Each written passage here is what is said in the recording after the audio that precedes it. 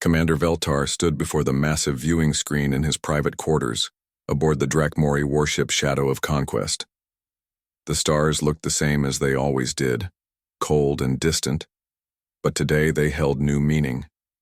Today he had received orders that would take him to observe a species the High Command barely considered worth their attention. Humans. The briefing had been short. These creatures had only recently learned to travel between stars.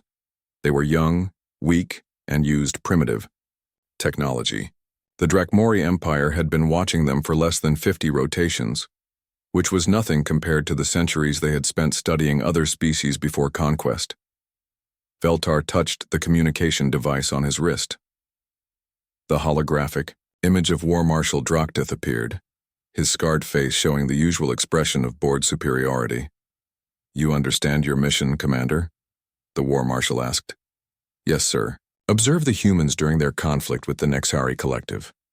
Document their military capabilities. Report their weaknesses," Veltar replied. "Good. The High Command expects this to be simple. These humans have been in space for barely 100 of their years. The Nexari have been fighting wars for over 1,000. It should be educational to watch how quickly the humans fall." Veltar nodded. He had read the files. The Nexari Collective was a mid-level threat, nothing compared to the Dramori Empire, but far more advanced than the humans. They used bioships that could heal themselves and weapons that adapted to enemy defenses.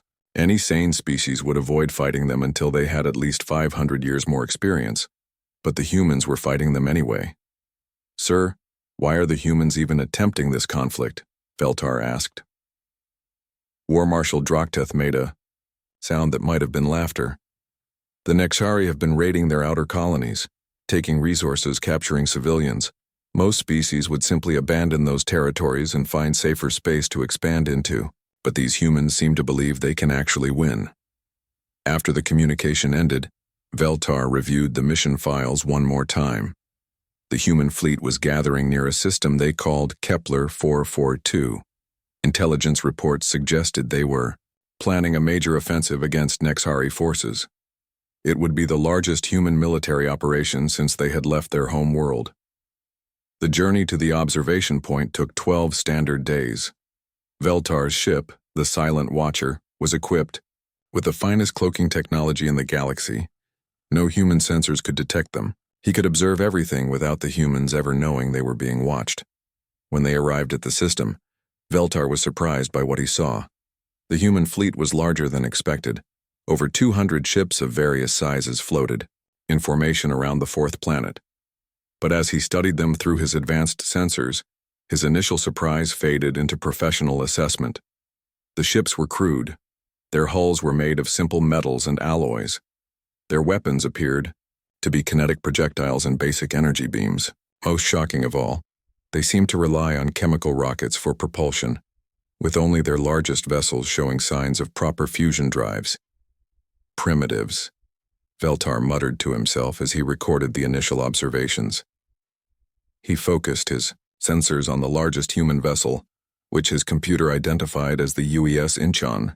According to intercepted communications, this was the flagship, commanded by someone called Admiral Lee Deho.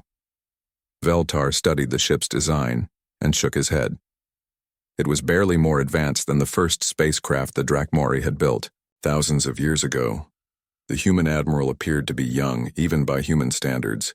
Veltar had studied their biology enough to know that humans lived for roughly 100 of their years, and this Lee Deho appeared to be less than halfway through that lifespan. In Dramori culture, such a young being would barely be trusted to command a single scout ship, let alone an entire fleet. Veltar continued his survey of the human forces. He identified a destroyer called the Busan, commanded by Captain Park Minho, who appeared even younger than the admiral. The ship itself was tiny compared to Dramori destroyers, with weapons that seemed designed for fighting other humans rather than serious alien threats. Most interesting was a group of vessels that seemed designed for landing troops on enemy ships or planets. The humans called them assault transports, and they were under the command of someone named Colonel Kim Nari. Veltar found this particularly amusing.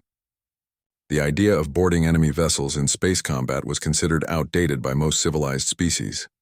Modern warfare was fought at long range with energy weapons and guided missiles. As Veltar watched, more human ships continued to arrive. They came in small groups, their formations loose and informal. Nothing like the precise geometric patterns that Dramori fleets used. When human ships communicated with each other, their radio chatter was constant and disorganized. Veltar counted at least 15 different communication channels being used simultaneously.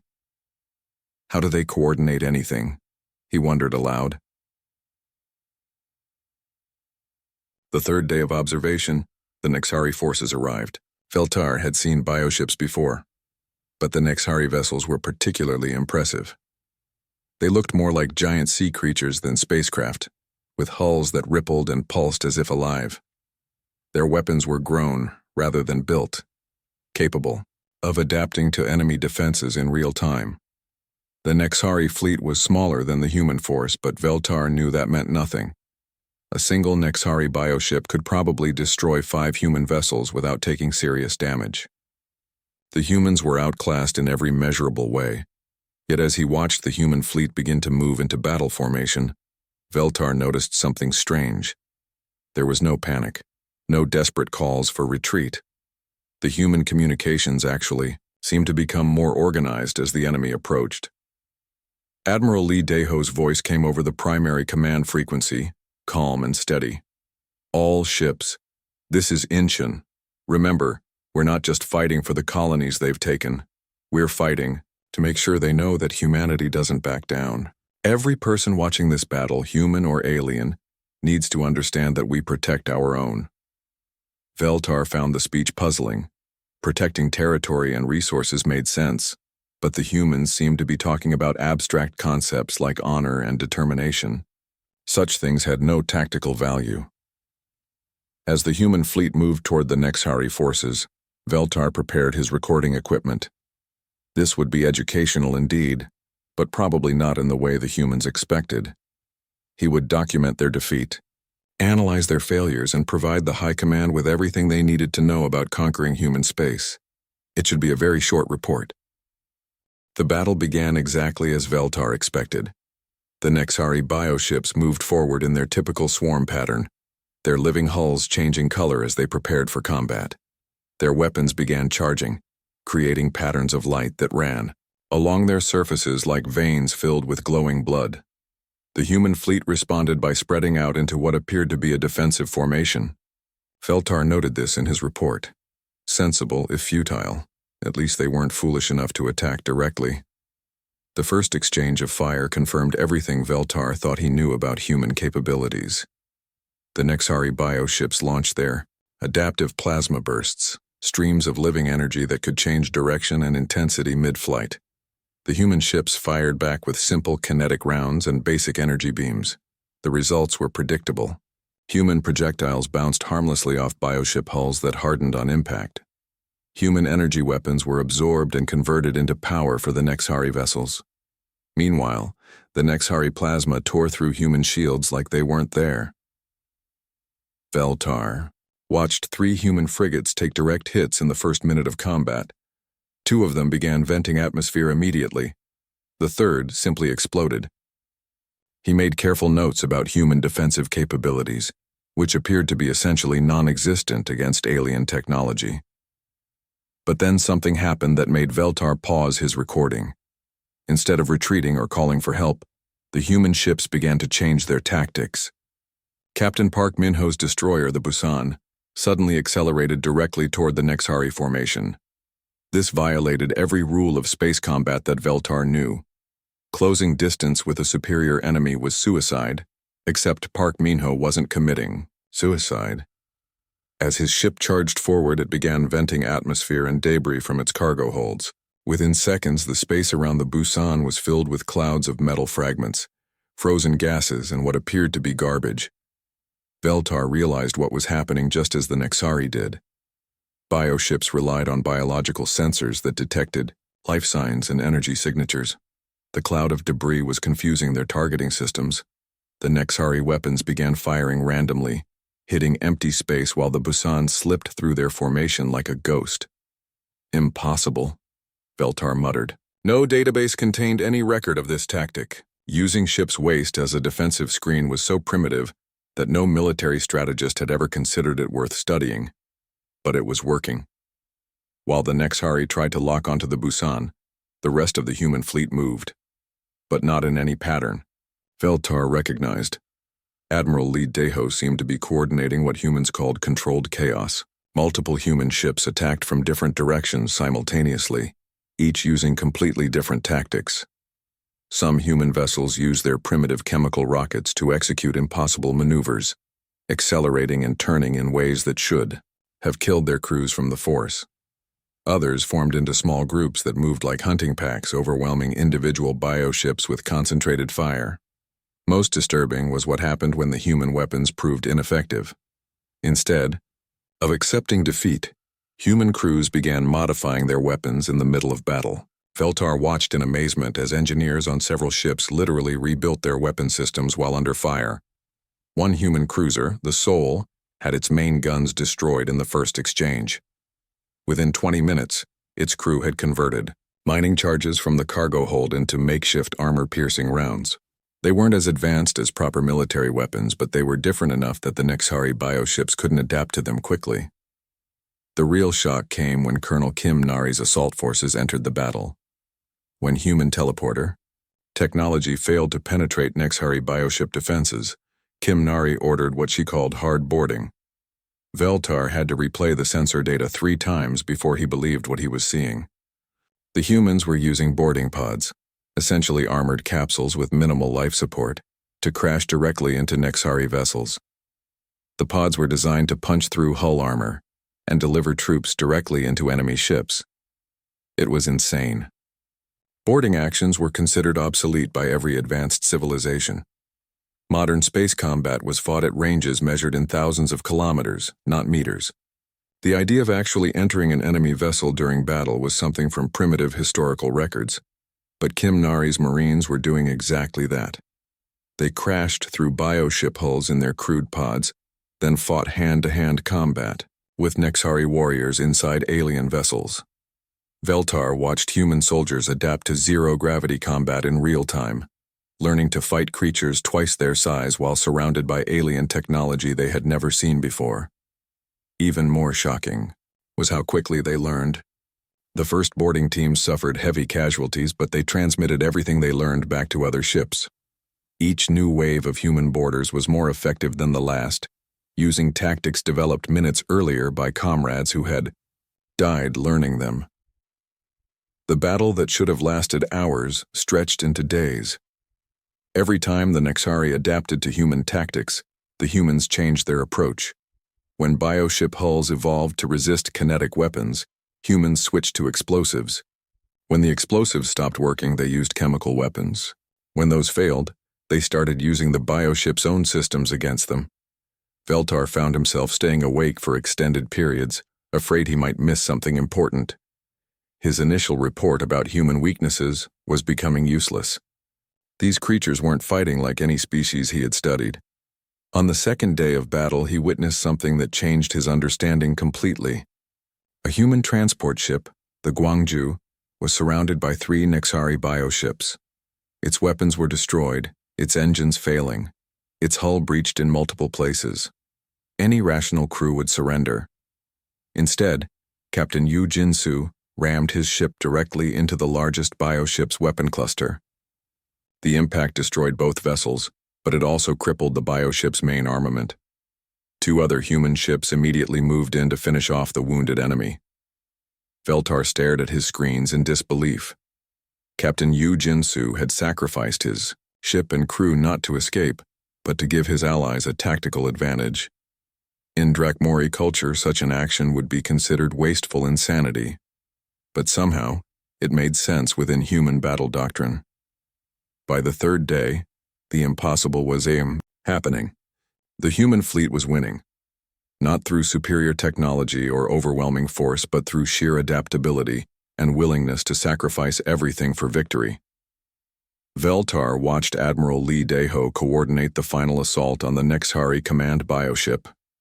The humans had learned to jam Nexari biological communications by using modified medical equipment to generate nerve interference patterns.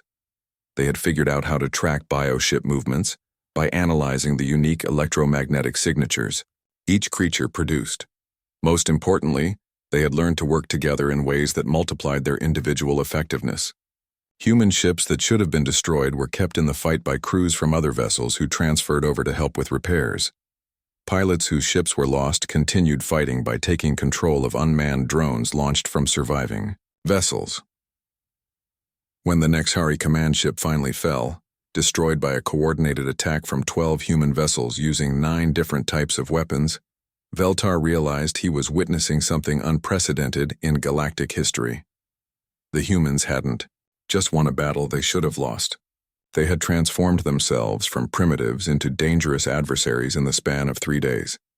They had taken everything the Nexari threw at them, learned from it, and used that knowledge to achieve victory. As Veltar began composing his preliminary report, he found himself struggling to find words that would convince the High Command of what he had witnessed. How could he explain that humans didn't fight to win battles? They fought to become better at fighting, and that made them far more dangerous than anyone had imagined. Veltar followed the human fleet as they pursued the retreating Nexari forces deeper into contested space. What he discovered in the following weeks challenged everything he thought he understood about warfare and civilization. The first incident happened at a strategic jump point called Haven Station. The human frigate Daegu, commanded by Captain Cho Hyunwoo, was assigned to hold the position while the main fleet advanced. Intelligence reports indicated massive Nexari reinforcements were coming, but Admiral Lee Daeho needed time to evacuate human civilians from nearby colonies. Veltar expected Captain Cho to request additional ships or fall back to a defensible position. Instead, Cho volunteered to stay behind with minimal crew while most of his personnel transferred to other vessels. "Sir," Cho reported to Admiral Lee over the communication channel, "we can hold this point for maybe 6 hours against what's coming. That should give you enough time to get the civilians out." "Captain, you're talking about a suicide mission," Admiral Lee replied. "No, sir. I'm talking about buying time for people who need it." Veltar was confused by this exchange. In Dramori military doctrine, sacrificing valuable assets for non-combatants was considered inefficient. Civilians could be replaced. Trained ship captains could not. Yet the human command structure seemed to accept this backwards priority without question. When the Nexari reinforcements arrived, Veltar witnessed something that would haunt his dreams for years. Captain Cho faced 17 bioships with a single frigate that was already damaged from the previous battle. The outcome was inevitable from the first moment. But Cho didn't fight to win. He fought to delay. His ship danced between the bioships, like an insect avoiding predators, never engaging directly but always forcing them to change course or split their formation. For 4 hours, he kept 17 enemy vessels occupied while human civilian transports escaped from 3 different star systems. When his ship finally took a fatal hit, Captain Cho made one last decision that shocked Veltar to his core. Instead of trying to escape or surrender, Cho rammed the Daegu directly into the largest Nexari bioship, damaging it so severely that it couldn't pursue the fleeing civilian convoy. Veltar recorded the whole event, but found himself struggling to analyze it objectively.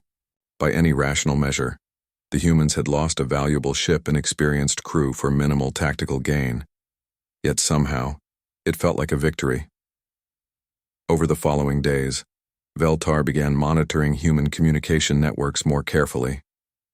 What he discovered disturbed him greatly. Captain Cho's sacrifice wasn't unusual. Human military history was full of similar incidents. They had terms for it: holding the line, buying time, covering the retreat. More disturbing was how other humans reacted to these sacrifices. Instead of mourning waste and inefficiency, they seemed inspired. Veltar intercepted dozens of messages from human ships where crews specifically requested similar missions. They wanted to follow Cho's example. The second incident that changed Veltar's understanding involved Dr. Song Ji-won, a human xenobiologist, who had been captured during a Nexari raid on a research station. According to intercepted communications, She had been taken to a Nexhari bio-laboratory for study. Veltar expected this to be the end of her story. Prisoners taken by the Nexhari were typically consumed by their bioships to fuel their growth. But Dr. Song didn't become food. She became a weapon. The rescue mission found her 3 weeks later, alive but critically ill. She had deliberately infected herself with a Nexhari bioweapon, then used her own immune system as a laboratory. While the alien disease was killing her, she was studying it, learning how it worked, and developing countermeasures. When the human rescue team found her, Dr. Song was near death, but had successfully created an antidote that could protect human colonists from Nexhari biowarfare. She had turned her own body into a test subject, risking everything to solve a problem that might save thousands of lives. Veltar watched human medical teams work frantically to save Dr. Song while she continued her research from her hospital bed. Even while dying, she was improving the countermeasures, making them more effective, easier to produce, and simpler to distribute. "Don't waste time trying to make me comfortable," she told the doctors. "I'm going to die anyway. Make sure my work helps everyone else live." The casual way she accepted her own death while focusing on others' survival was incomprehensible to Veltar.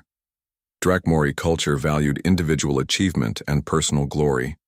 The idea of destroying oneself for abstract benefits to others was alien to everything he had been taught. But Dr. Song didn't die. Human medical technology combined with the antidote she had developed saved her life. Within a month she was back at work, developing new defenses against Nexhari bioweapons and training other scientists to continue her research. As Veltar continued his observations, he began accessing human historical records. What he found, there was more terrifying than any weapon. Human history was full of wars where they fought against impossible odds and somehow won. They had fought against nature, against disease, against each other, and against every form of tyranny their species had ever encountered. Most shocking was their concept of acceptable losses.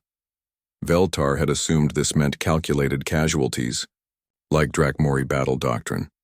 But human acceptable losses were different. They meant losses that humans were willing to accept in order to achieve their goals, regardless of tactical efficiency. Humans would fight battles they knew they couldn't win if they believed the cause was right. They would sacrifice entire armies to save small groups of civilians. They would spend decades developing weapons they might never use, just to be prepared for threats that might never come. Their wars against their own species were particularly instructive. Humans had fought each other with incredible brutality, but they had also shown remarkable mercy to defeated enemies. They had concepts like war crimes and rules of engagement that limited how they fought, even when such limitations put them at disadvantage. Most terrifyingly, humans had barely begun to apply their full potential to warfare. Veltar studied their technology and realized they were still using primitive weapons, not because they lacked knowledge, but because they had chosen to focus their advanced science on healing, exploration, and what they called quality of life. Their medical technology was centuries ahead of their weapons. Their space exploration equipment was more sophisticated than their warships.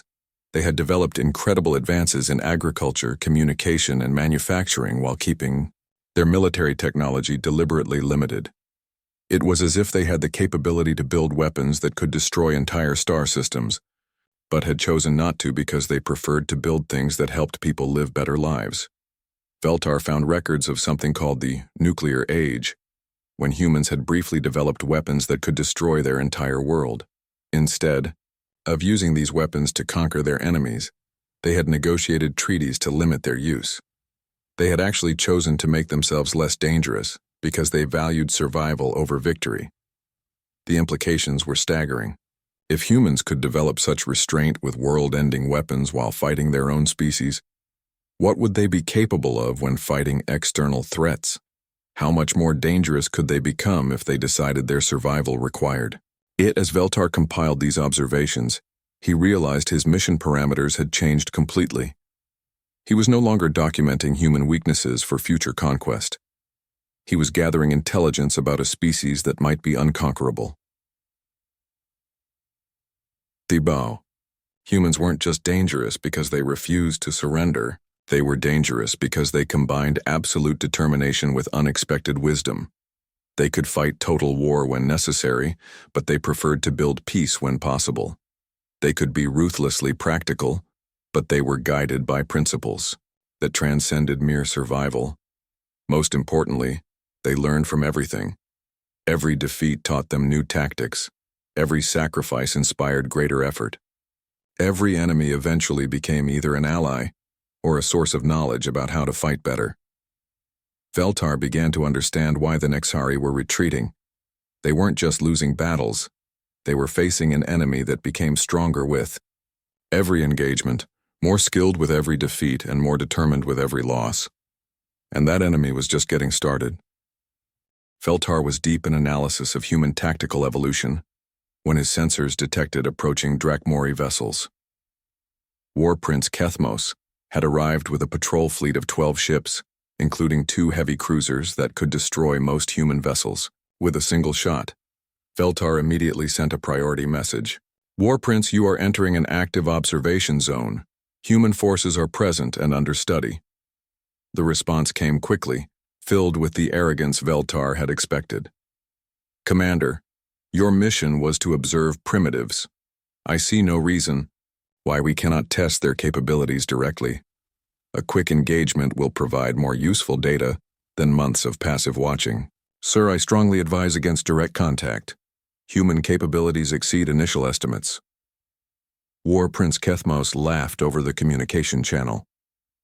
Commander, you have been watching these creatures too long. Perhaps you have forgotten what real military power looks like. My fleet will engage the nearest human patrol and demonstrate proper Dramori superiority. Veltar tried to argue, but War Prince Kethmos had already cut communication. Through his sensors, Veltar watched the Dramori patrol fleet move toward a small group of human ships that were investigating the remains of a Nexari bioship. The human patrol consisted of only 3 vessels, a light cruiser, 2 frigates, and what appeared to be a mining ship that had been converted for military use. They were commanded by Lieutenant Bei Sujin, who looked barely old enough to be trusted with a single ship, let alone a patrol mission. Veltar expected the engagement to be over in minutes. Dramori weapons were designed to punch through the heaviest armor. Dramori shields could deflect most known energy weapons. The humans would be outclassed in every measurable way. The battle began with War Prince Kethmos demanding human surrender. Lieutenant Bei Sujin's response was polite but firm. Dramori vessels, you have entered human space without permission. Please withdraw or we will be forced to defend ourselves. Kethmos found this amusing. Little human, you command 3 small ships against 12 Dramori warships. Surrender now and you will be treated as prisoners of war. Thank you for the offer, Bei Sujin replied calmly, but we'll pass. What happened next would have been impossible if Veltar hadn't recorded it himself. Lieutenant Bei Sujin's converted mining ship suddenly accelerated toward the Dramori heavy cruiser dominant victory. But instead of ramming like humans had done against the Nexari, the mining ship began using its industrial equipment as weapons. The ship was equipped with plasma cutters designed to slice through asteroids. These tools weren't military weapons, but they operated on principles that Dramori shields weren't designed to handle. The plasma cutters carved through the dominant victory's shield generators like they were made of paper. Within minutes, a Dramori heavy cruiser was disabled by what was essentially a civilian vessel with modified tools. The 2 human frigates attacked with tactics that violated every principle of fleet engagement. Instead of maintaining formation and concentrating fire, they split apart and began moving in unpredictable patterns. They used their smaller size and maneuverability to get close to Dramori ships, then fired at point-blank range where Dramori defensive systems were least effective. Captain Yoon Tae-hyung, commanding one of the frigates, executed a maneuver that Veltar had never seen before. His ship flew directly underneath a Dramori destroyer, using the larger ship's own hull as cover, while attacking its weapon systems from below. The Dramori ship couldn't fire at the frigate without damaging itself. But the real shock came when Captain Yoon's frigate was finally hit by concentrated fire from 3 Dramori vessels. The ship was critically damaged, its crew injured, its weapons destroyed. Any reasonable commander would surrender or attempt to escape. Instead, Captain Yoon led his crippled vessel and 2 other damaged human ships in what they called a fighting retreat. They didn't run directly away from the Dramori fleet. They withdrew slowly, forcing the Dramori ships to pursue them through a debris field left over from the Nexari battle. As the Dramori ships moved through the debris, the human vessels turned it into an elaborate trap. They used their knowledge of the battlefield to lead Dramori ships into areas where wreckage would damage their hulls or interfere with their sensors. What should have been a simple pursuit became a running battle that lasted for hours. By the time the engagement ended, War Prince Kethmos had lost 2 ships completely and had 3 others severely damaged. The human patrol was destroyed, but they had inflicted casualties that should have been impossible given the disparity in numbers and technology. Veltar received an angry communication from the War Prince. "Commander, your intelligence was completely inadequate. These humans fight like demons. How did you fail to report their true capabilities? Sir, I tried to warn you. Humans do not fight according to standard tactical doctrine. They destroyed a heavy cruiser with mining equipment. How is that possible?" Veltar had been asking himself the same question. The answer was disturbing. Humans didn't think about weapons the way other species did. They saw tools and figured out how to use them for purposes they were never designed for. A plasma cutter became an anti-ship weapon. A cargo transport became a boarding vessel. Industrial explosives became anti-armor rounds. But the real revelation came when Veltar observed how humans treated Dramori prisoners. 3 Dramori crew members had survived the destruction of their ships and were captured by human rescue teams. Veltar expected the prisoners to be interrogated, tortured, or executed. This was standard procedure for most galactic civilizations. Useful information would be extracted, then the prisoners would be disposed of. Instead, the humans provided medical care. Dr. Zhang Mirai, a human medic, treated wounded Dramori soldiers with the same attention she gave to injured humans. She studied Dramori physiology, learned how their biology worked, and developed treatment protocols that actually improved on standard Dramori medical procedures. When the prisoners were strong enough to be questioned, they were interviewed by Colonel Oh Sung-ho, a human intelligence officer who spoke fluent Dramori. Veltar monitored the interrogations and was amazed by what he heard. Colonel Oh wasn't trying to extract military secrets through pain or psychological pressure. He was trying to understand Dramori culture. He asked about their history, their society, their reasons for expanding across the galaxy. He seemed genuinely interested in learning why the Dramori Empire behaved as it did. The Dramori prisoners were confused by this approach. They had expected torture or death. Instead, they found themselves in philosophical discussions about the nature of civilization and the purpose of warfare. "Why do humans fight when you know you cannot win?"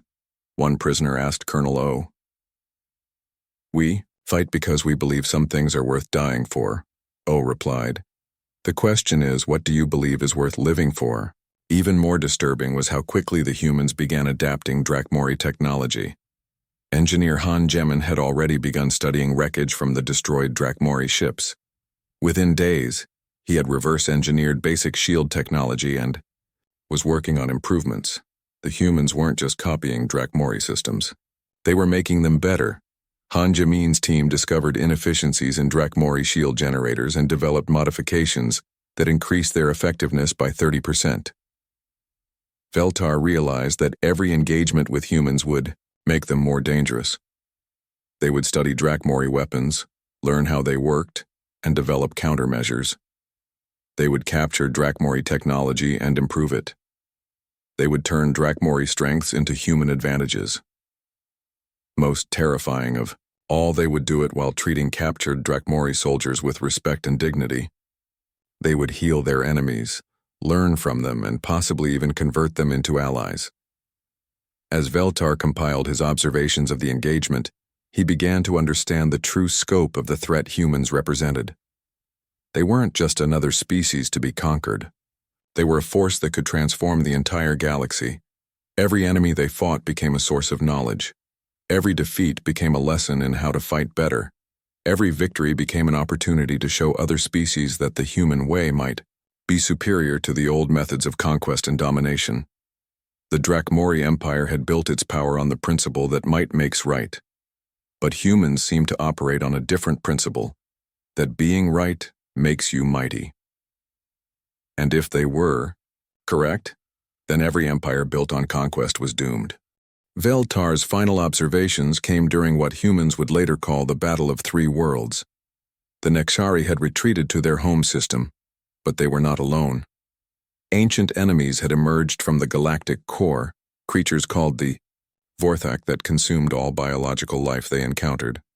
What Veltar witnessed during this battle destroyed any remaining hope that the Dramori Empire could ever successfully conquer humanity. The first shock came when Admiral Lee Daho's fleet arrived in the Nexari home system. Instead of finding humans preparing to destroy their former enemies, Veltar discovered something impossible: humans and Nexari fighting side by side. In less than 6 months, the humans had transformed their bitter enemies into allies. Captain Lim Doyon now commanded mixed squadrons of human and Nexari vessels, coordinating tactics that combined human adaptability with Nexari biological technology. Veltar monitored the communications between human and Nexari crews. They weren't just cooperating, they were genuinely working together. Human engineers helped repair Nexari bioships. Nexari biotechnicians shared their knowledge of organic systems with human medical teams. How did this happen? Veltar wondered, as he watched a human frigate dock with a Nexari bioship to transfer medical supplies. The answer came from intercepted communications between Admiral Lee and the Nexari war singer Kethvex. The humans had approached their former enemies not with demands for surrender, but with an offer of mutual aid against the Vorthak threat. "Your people fought well," Admiral Lee had told the Nexari commander. "We respect courage, even in our enemies. Now we face something that threatens all biological life. Will you help us stop it?" The Nexari, who had expected conquest or destruction, found themselves offered partnership instead. The humans hadn't just defeated them. They had shown them a different way to exist in the galaxy. But the real test came when the Vorthak fleet emerged from the galactic core. Veltar had heard legends of these creatures, but seeing them was a different experience entirely. The Vorthak ships were massive constructs of metal and flesh, powered by the life force of entire consumed species. Each vessel was the size of a small moon, armed with weapons that could drain the life from entire planets. Any rational species would retreat in the face of such overwhelming power. The combined human Nexari fleet was tiny compared to the Vorthak armada. But humans apparently didn't understand the concept of hopeless odds. General Kim Wonho took command of the defense, coordinating not just human and Nexari forces, but also ships from a dozen other species that had answered humanity's call for aid. Somehow the humans had convinced half the galaxy to unite against the Vorthak threat. Veltar watched in amazement as species that had been enemies for centuries worked together under human coordination. The humans had become diplomats as well, as warriors, uniting the galaxy through a combination of military respect and genuine moral authority. The battle itself was unlike anything in Veltar's experience. The humans didn't try to match the Vorthak in raw power. Instead, they turned the battle into a rescue operation. While human and allied fleets held the Vorthak at bay, civilian ships evacuated entire planetary populations. Major Shin Yunji led a mission that exemplified everything Veltar had learned about human nature.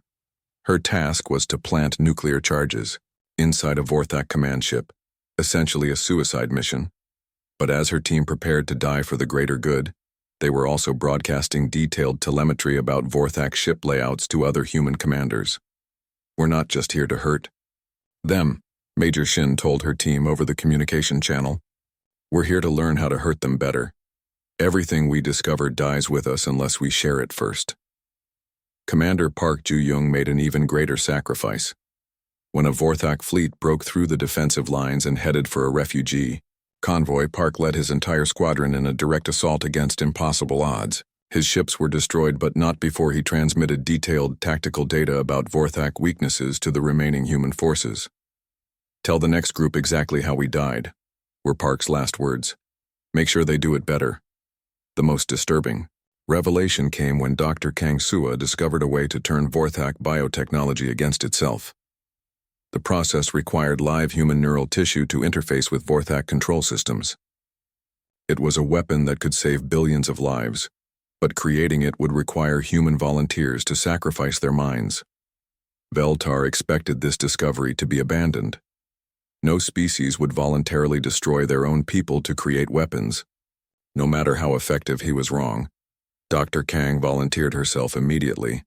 "I've seen what these creatures do to living worlds," she told the Human Command Council. "If my death can stop them from doing it again, then I die gladly." Dozens of other humans volunteered to follow her example. Scientists, engineers, even common soldiers lined up to sacrifice their minds for a weapon that might never be used. They weren't doing it for glory or recognition. They were doing it because they believed it was right. The weapon worked. The neural interface Dr. Kang developed allowed human consciousness to override Vorthak bioships, turning their own vessels against them. But the cost was everything Veltar had feared. Each use required a human volunteer to merge their mind with alien technology, losing their individual identity forever. Yet humans continued to volunteer. They saw their comrades disappear into alien systems and volunteered to follow them. They understood the price and paid it willingly because they believed the cause was worth any sacrifice. As the battle reached its climax, Veltar realized he was witnessing the birth of something unprecedented in galactic history. The humans hadn't just won a military victory. They had created a new model for how civilizations could interact. Instead of conquest, they offered cooperation.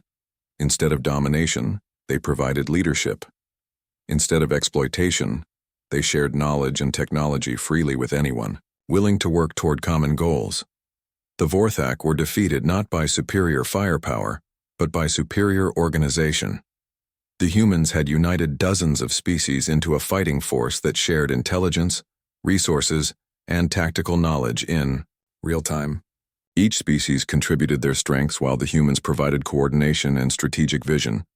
Most importantly, the humans had shown that victory was possible against any threat if enough people were willing to work together and make the necessary sacrifices. As Veltar prepared his final report, he struggled to find words that would convey the true scope of what he had observed. How could he explain to the Dramori High Command that humanity represented an existential threat, not because of their weapons or technology, but because of their ideas? Humans didn't just fight to win battles. They fought to transform the galaxy into something better than it had been before. They turned enemies into allies, competitors into partners, and conquered territories into cooperative civilizations. The Dramori Empire was built on the principle that the strong ruled the weak through superior force. But humans had demonstrated a different principle, that the wise led the willing through superior vision. If other species adopted human methods, if they began to value cooperation over conquest and sacrifice over self-interest, then empires like the Dramori would become obsolete. Veltar's final recommendation was simple and terrifying. Do not engage humanity in warfare. They do not fight to destroy their enemies. They fight to transform them into allies. We can defeat human fleets, but we cannot defeat human ideas. And human ideas are spreading throughout the galaxy. The age of conquest is ending. Humanity has shown the galaxy a better way to live, and once species understand that choice exists, they will never willingly return to the old ways. The Dramori Empire can adapt to this new reality, or it can be left behind by civilizations that choose cooperation over domination. I recommend adaptation. As Veltar sent his report to the High Command, he realized that his own recommendations proved his point. He was a Dramori officer advocating for the abandonment of everything his empire stood for, simply because he had observed a better alternative. The humans had converted him without ever knowing he existed, and that, more than any weapon or fleet, was why they were truly unstoppable.